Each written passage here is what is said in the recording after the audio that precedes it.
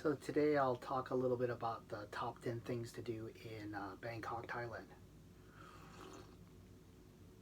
So a couple years ago, I had a couple guys from the office. They're in a different building than me, but two brothers who work in a different building, same company as I work for, were planning their first trip to Thailand. Specifically, mostly Bangkok. They just had an old childhood friend that lives in Bangkok, but based on the conversations I had with them, it sounds like they don't really have done any touristy stuffs, and they're not interested in doing that, and they're kind of more on the edges of town. So outside of seeing them and going to a couple places that were already pre-planned, they kind of wanted to know what my top 10 things to do in Bangkok were. And I didn't run into them all the time, but I would run into them, on company meetings and company events, and they kept on always asking me, "Hey, give us your top 10 things to do in Bangkok." And so eventually, I just typed up an email and sent it off to them. And the funniest thing was, the first thing they said was, "Hey, your top 10 list has 11 things on it." And I said, "Well, I just jotted down all the touristy things I did." So these are the things that I did on my first trip. I did a little research, and we kind of did the highlights. And then I had gone to Thailand 3 times in the first year when I first started going out there back in 2007. So during those first 3 trips, and taking a look at kind of what we did, my friend and I, and then kind of discussing with other people what they do in Bangkok. These are kind of 11 highlights of things that you can do. Now, one thing great about Bangkok is there's a million things to do. So by no means is this are these 11 to-dos the only things you can do out there. Plus, everybody does different things or want different things. So you can come up with many, many more things. So go ahead and kind of research a little bit and figure out what things you like, and gravitate toward those. But whether you spend 3 days in Bangkok, or you spend 1 week in Bangkok, or spend a whole month in Bangkok, there's so much to do that you won't have a shortage of activities to do. But without further ado, here's the 11 things that you can do in Bangkok. So one of the first places I went to on the very first trip was the King's Palace in Bangkok. And it's right next door, actually, to the flower market. So we went first thing in the morning, and went to the King's Palace, and the flower market's next door. So did the King's Palace first. Went there early enough to avoid the crowds. Plus, I didn't want to be out there in midday when it's blazing hot sun. And then it was kind of nice to walk around the flower market, get a cup of coffee, get a bite to eat at one of the little mom and pop Thai restaurants. Now, the one thing I want to tell you about the King's Palace is they are strict on the dress code. So for guys, no shorts, and for girls, no shorts, skirts, revealing tops. And so I had a t-shirt, but I also brought kind of like a long sleeve light jacket. And I didn't have to put that on. I know that on our first trip, there was a gal that was wearing a bikini top, and they told her she had to have not only the pants on that she bought. You can buy pants and coverings right across the street from the King's Palace, but she had to buy the bottom, but then also the top, because she was wearing a bikini top. And then on my second or third trip, I was with somebody else who was on their very first trip to Thailand, and first trip to Bangkok. And we saw a girl wearing a tank top that was a little bit really revealing, and they asked her to cover that up. But I've also been out there before where, a girl is wearing a t-shirt and they haven't asked her to cover up. And then, but if you want to be on the safe side, long sleeve shirt, and have some sort of something covering your legs. And so the King's Palace is open most days. I would go ahead and check their website, make sure that the day you want to go is open. You can buy tickets when you get there. And then there's a lot of shops and a lot of things to just mingle and walk around the King's Palace. So go ahead and do that. Now, don't fall for one of the big scams, which is when you go up there, somebody in a tuk-tuk or vendor who's going by may tell you, "Hey, the King's Palace is closed today." That's kind of their typical line, and then they'll say, "Hey, can I take you somewhere? Can I take you to a gem shop?" Don't fall for that. Do your research at the hotel or online. Make sure that the King's Palace is open.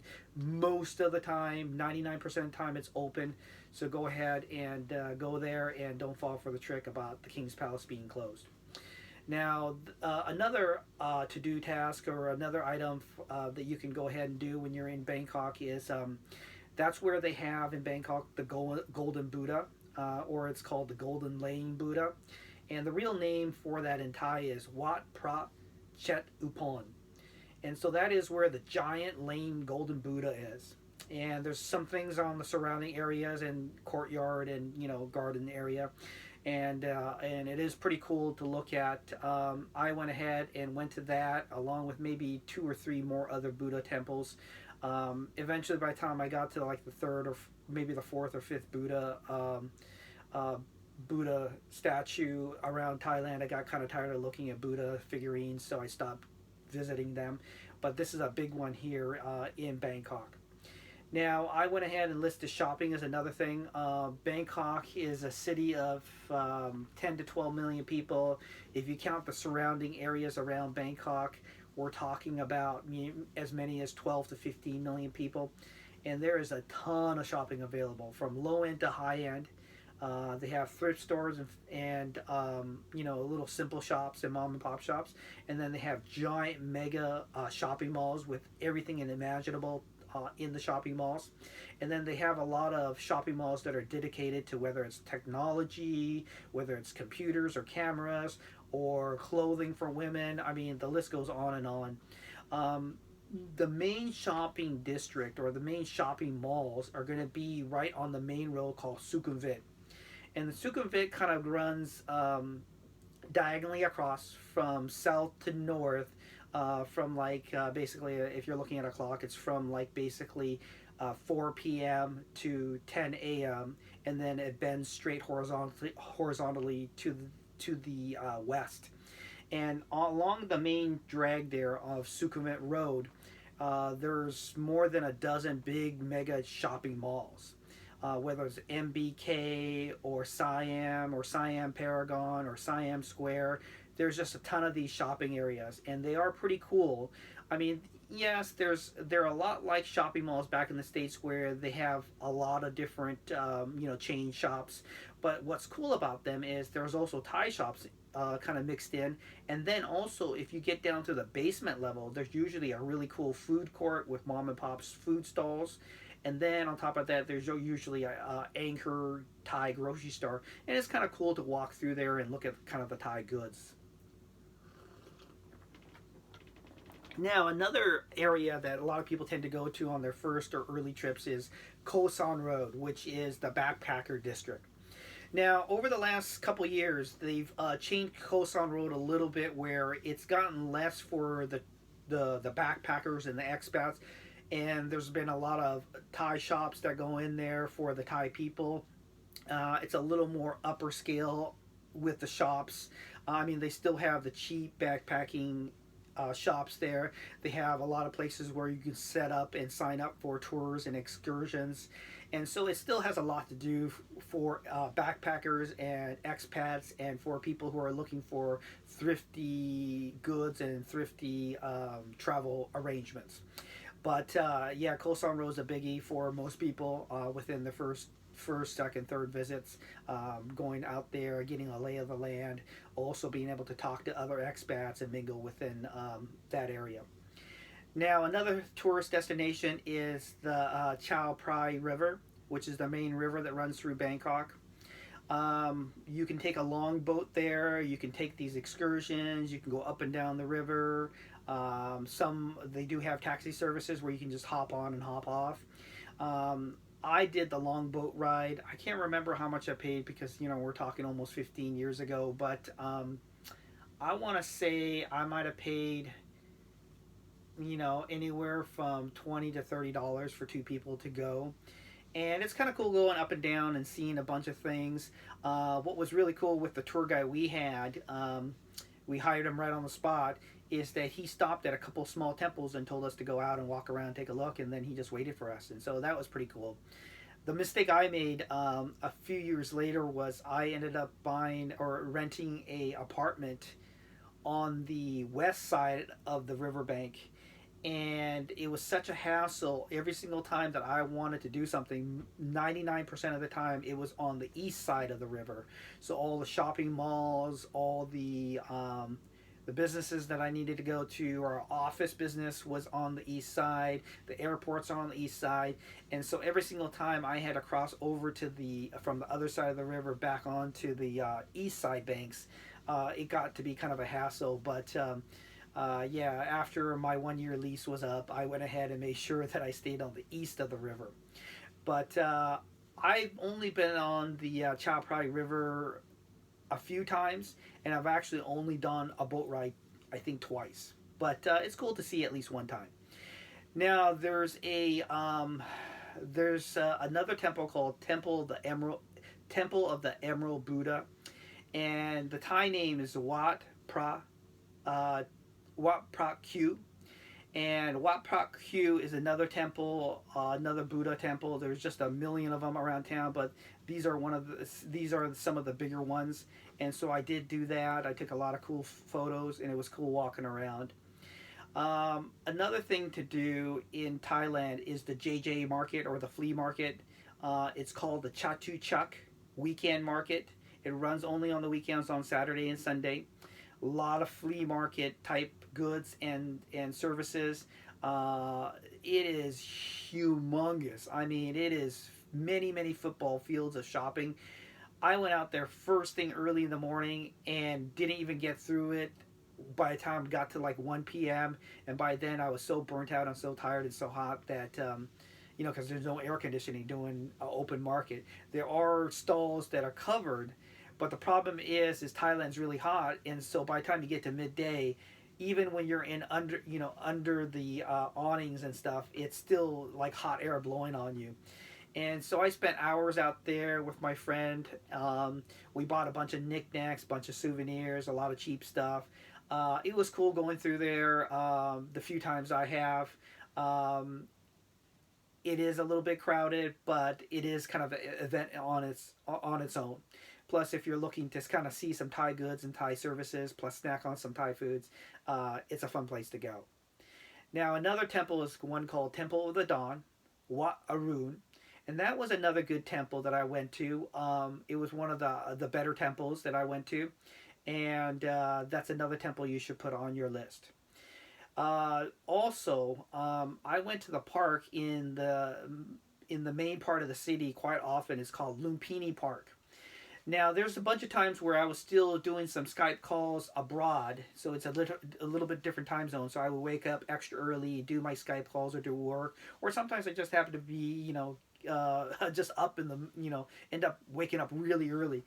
And Lumpini Park is a great park to go early in the morning before it gets hot, get some exercise, walk around, get some, fresh air in the park. Now, don't get me wrong, Lumpini Park is not like Central Park in New York City or anything like that. It's not that fancy. But for Thai purposes, it's a pretty large park. And one thing that's really cool is throughout the week and a lot of times on the weekends, they have these little festivals and things that are, where they set up tents out there on the edges of Lumpini Park. So be on the lookout for that, because sometimes I would walk by Lumpini Park on my way to somewhere else, and I would come across some sort of event or show or something that they've kind of done at Lumpini Park. So whether you're going to go there to exercise first in the morning before you get on with your day and before it gets hot, or you just want to go walk through there or check out what kind of events they have there, it is a nice park in the central part of Bangkok. Now, one of the key highlights for most people are the night markets. There are lots of night markets throughout all parts of Bangkok. Night markets are cool. They're an event in itself. There's usually music and shows and games. There's a lot of shopping, of course. And it's kind of cool sometimes once you're done doing your shopping, or you want to eat before you're shopping.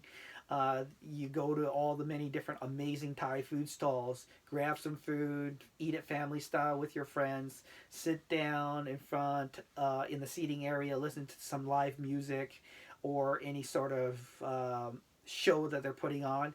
And there are many, many night markets throughout Bangkok, and so you'll just stumble across them. They're all a lot of fun to do. Anytime I come across one, I usually stop through or at least do a walkthrough. But that is a highlight for most people on their first trip or first few trips. I still go to night markets even to this day. There's some of my favorites. And by the time it gets cooler in the evening, I like being out at the night markets. Plus, I'm always looking for a really good deal or trinkets to buy. So the night markets are something that I really enjoy doing. Now, another thing that's a little bit touristy, but people want to do at least one time, is the floating market. I've done the floating market a few times. I did it one time during my first trip, and then I've done it scattered maybe twice, two other times when friends came to Thailand and they stayed with me, and we did the floating market. You go down different parts of the river or floating market that they've built, and they have these ladies in boats too, and they'll be selling food. I've had little coconut desserts. I've had barbecued bananas. I've had pad thai where they've cooked it right on the spot, and they'll also sell like candles and other stuff and Thai trinkets. And so I've done the floating market thing where you just go ahead and just float down lazily down a canalway, and every so often you either stop to get off or you just keep on going, and the boats come up to you and you can kind of take a look to see what they have in their boat for sale. So that was kind of cool to do the first time. I've done it two other times, and to tell you the truth, I probably won't do it again, but I did enjoy doing it the first 2-3 times. So there's 11 things to do in Bangkok. Bangkok is full of many, many things to do. You know how sometimes you go into some of these international cities and it's hard to come up with 10 things to do or 10 things that you really legitimately can call tourist activities? Well, Bangkok is such a big, big city, and there's so much culture, so much history. The fact that it's not another European country or the States. If you're coming from Europe or coming from the States, it is so completely different, right? Being in Asia and especially Thailand. All the Asian countries, whether it's Japan, Korea, Thailand, Philippines, Vietnam, although they're all Asian, they all are so different and so unique that it is very easy to come up with your top 10 things to do for a trip out to Bangkok. But those are some of the key highlights that I did, and there's many, many more things to do. So hopefully you have a good trip out there, and if you have any additional questions or further questions, feel free to message me.